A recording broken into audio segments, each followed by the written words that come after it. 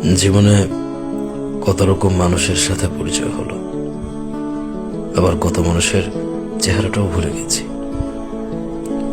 মানুষের চুপচাপ ধীরে ধীরে চোখের সামনে থেকে আড়াল হওয়া দেখে এখন আর অবাক লাগে না।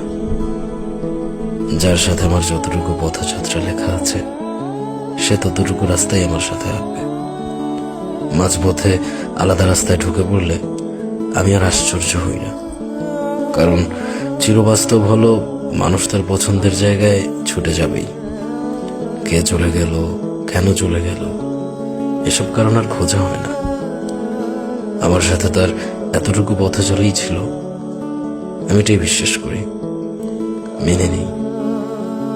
সবাই তার গন্তব্যস্থল খুঁজে পাক, আমি কারো শেষ গন্তব্য হব এটা জরুরি না।